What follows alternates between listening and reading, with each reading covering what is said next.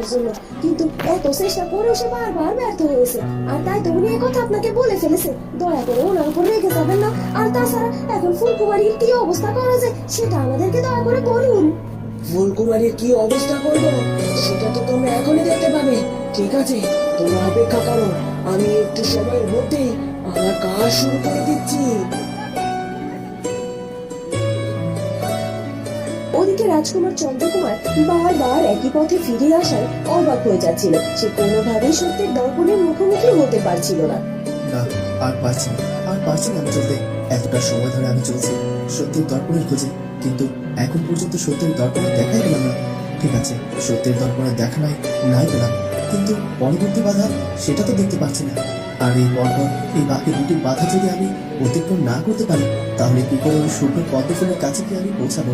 আর সেটা নিয়ে আমি কখন আবার ফুলকুমারীর কাছে যাবো? এভাবে আর সময় নষ্ট করবো না, আমাকে আবারও যেতে হবে। এরপর রাজকুমার চন্দ্রকুমার আবারও এগিয়ে যেতে থাকে। রাজকুমার, রাজকুমার, এই দেখো আমি এখানে। তুমি নিশ্চয়ই আমাকে খুঁজে বেড়াচ্ছ। রাজকুমার আবারও সেই ডাক শুনে থেমে যায় আর ঘুরে তাকায়। আর এবার সে ঘুরে তাকাতেই দেখতে পায় এক বিশাল আকৃতির দর্পণ সেখানে উপস্থিত হয়েছে। এ কি কি দেখছি আমি? এই তো বিশাল আকৃতির দর্পণ, কিন্তু কিছুদিন আগে তো এটা এখানে ছিল না। এদিক দিয়েই তো আমি এলাম, তখন তখন তো চোখে পড়লো না। হঠাৎ করে দর্পণ এখানে কিভাবে এলো? আচ্ছা, আমি এতক্ষণ যে সত্যের দর্পণের খোঁজ করছিলাম সেই সত্যের দর্পণ নয় তো? তাই হয়তো হবে। আমি পেয়ে গেছি, আমি আমার দ্বিতীয় পরীক্ষার সম্মুখীন হয়েছি। আমি যদি ভুল না করে থাকি, তুমি হয়তো সত্যের দর্পণ। হ্যাঁ, আমি সত্যের দর্পণ। কিন্তু তুমি তুমি এখানে কি করছো? তুমি জানো না আমি না জানি এখানে কেউ থাকতে পারে না। আর আমি চাই না যে তুমি আর কিছুক্ষণ এখানে থাকো। যদি নিজের ভালো চাও তাহলে এখান থেকে চলে যাও, না হলে মহা বিপদে পড়বে তুমি। না না, আমি কিছুতে এখান থেকে কোথাও যাবো না। আমি এখানে এসেছি ওই শুকনো পদ্মকে নিয়ে যাওয়ার জন্য, আর ওটা নিয়ে তবেই ফিরবো। কি বলছো কি? তুমি শুভ্র পদ্মের কাছে পৌঁছবে? কিন্তু কি করে? তুমি তো এখন পর্যন্ত আমাকেই ভেদ করতে পারলে না। আর আমার তো মনে হয় তুমি আমাকে ভেদ করতেও পারবে না রাজকুমার। না, তুমি ভুল ভাবছো। আমি তোমাকে ভেদ করে তারপর আমার তৃতীয় নম্বর পরীক্ষার সম্মুখীন হব। এখন বলো, তোমাকে ভেদ করতে গেলে আমাকে ঠিক কি করতে হবে? ঠিক আছে, আমি তোমাকে 3টি প্রশ্ন করবো। আর 3টি প্রশ্নের যদি তুমি যথাযথ উত্তর দিতে পারো, তাহলে তুমি আমাকে ভেদ করে এগিয়ে যেতে পারবে সামনের দিকে। ঠিক আছে, তাহলে বলুন আমার 3টি প্রশ্ন কি কি? ঠিক আছে, আপনি আমাকে প্রশ্ন করুন। উৎপন্ন করে ফুলকুমারীকে উদ্দেশ্য করে প্রয়োগ করে। আর অশুভ শক্তিটি আর একটু দেরি না করে দ্রুততার সাথে এগিয়ে যেতে থাকে আর গিয়ে ফুলকুমারীর শরীরে সে স্পর্শ করে। আর সাথে সাথে ফুলকুমারীর শরীর যেন আরো অনেক বেশি কালো বর্ণ ধারণ করে। সাধু বাবা, সাধু বাবা, মনে হলো কোনো এক অশুভ শক্তি আছে ফুলকুমার শরীরকে স্পর্শ করলো। আর ওই দেখুন, ফুলকুমারীর শরীরে ওই কালো শক্তি স্পর্শ করার সাথে সাথে ওর শরীরের রং কেমন আরো বিবর্ণ হয়ে উঠেছে সাধু বাবা। আর এই শক্তি কোথা থেকে এলো? আর কে বা এরকম শক্তি দিয়ে ফুলকুমারীকে আঘাত করে পরিপূর্ণ কালো বর্ণ ধারণ করে ওর মৃত্যু হবে? ওকে বাঁচানো আর কোনোভাবে সম্ভব হবে না। তাহলে আপনি কেন কেন এভাবে চুপচাপ দাঁড়িয়ে আছেন? কেন কিছু করছেন না? ফুলপুরি, এখন যে আমার হাতে কিছুই নেই। হ্যাঁ, আমি দেখেছি ওই অশুভ শক্তি ফুলকুমারীর শরীরে প্রবেশ করার সাথে সাথে ফুলকুমারীর সময়টা আরো অনেক বেশি কমে এসেছে। কিন্তু যত যাই হোক, ফুলকুমারীর জীবন এখন বিধাতার হাতে। আর বিধাতা চাইলেই ফুলকুমারীকে বাঁচিয়ে তুলতে পারে। আর হ্যাঁ, রাজকুমার যদি এই অল্প সময়ের মধ্যে ওই শুদ্ধ পদ্ম নিয়ে হাজির হয়ে যেতে পারে, তাহলে ফুলকুমারী বেঁচে যাবে। এখন বাকিটা ফুলকুমারীর ভাগ্যের হাতে ছেড়ে দিতে হবে। আমার যে আর কিছু করার নেই। আমি যে কোনোভাবেই ওই অশুভ শক্তিকে আটকাতে পারতাম না। কিন্তু সাধু বাবা, ওই অশুভ শক্তি যে প্রয়োগ করেছে সে যদি আবারও তার অশুভ শক্তি প্রয়োগ করে বসে, তাহলে তো ফুলকুমারী মুহূর্তের মধ্যে শেষ হয়ে যাবে। সেটা আপনি কি করে হতে দিতে পারেন? আপনি ফুলকুমারীকে সুরক্ষিত করার একটা ব্যবস্থা করুন। হ্যাঁ হ্যাঁ, যেটা হয়ে গেছে সেটাকে তো আমি আটকাতে পারবো না। তবে যেটা আর হতে পারে সেটা আমি অবশ্যই আটকাতে পারবো।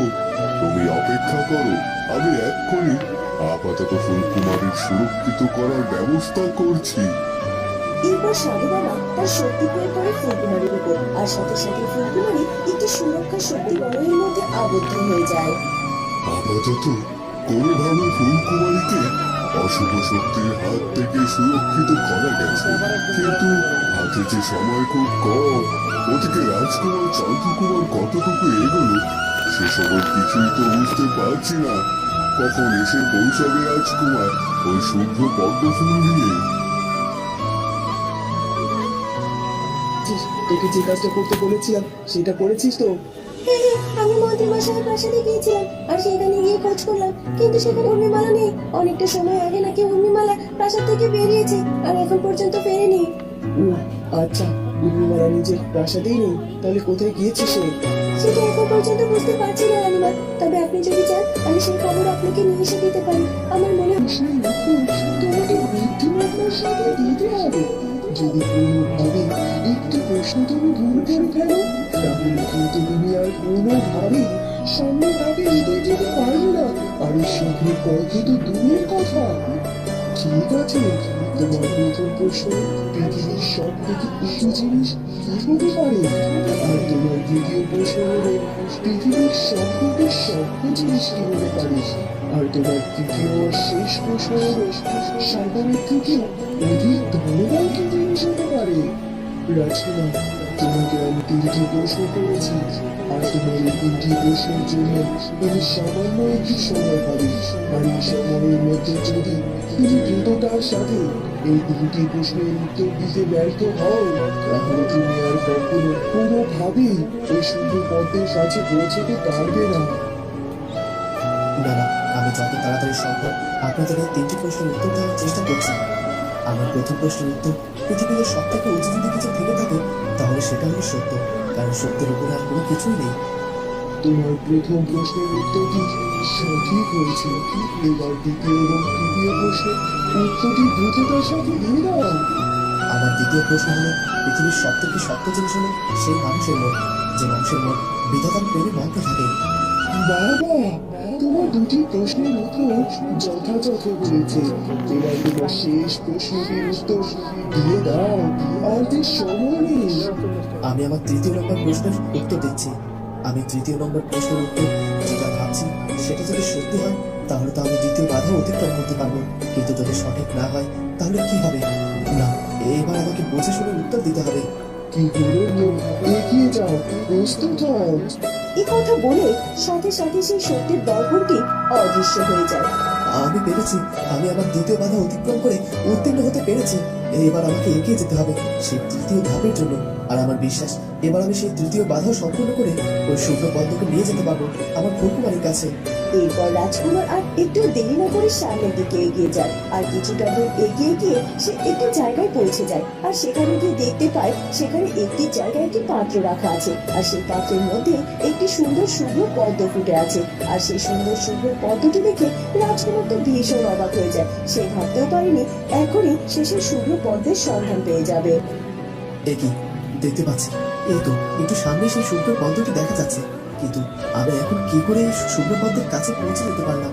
আমি তো শুধুমাত্র 2টি ধাপ অতিক্রম করেছি, এখনো একটি ধাপ বাকি আছে, কিন্তু সেই ধাপের সম্মুখীন তো এখন পর্যন্ত হলাম না। এর মধ্যে ওই শুভ্র পদ্মের কাছে আমি পৌঁছে গেলাম, এটা কি স্বাভাবিক নাকি এর মধ্যে কোনো অস্বাভাবিকতা আছে? না না, এখন এসব ভাবার সময় নেই। যেহেতু ওই শুভ্র পদ্ম আমি আমার সামনে পেয়ে গেছি, সেহেতু আর একটু আমি দেরি করবো না। এখনই শুভ্র পদ্মকে নিয়ে আমার ফুলকুমারীর কাছে যেতে হবে আর ওকে সুস্থ করে তুলতে হবে। জানি না আমার ফুলকুমারী এখন কি অবস্থায় আছে, আর আমি হয়তো বা পরপর 2টি ধাপ সম্পূর্ণ করতে পেরেছি দেখে আমার সামনে তৃতীয় ধাপ আসেনি।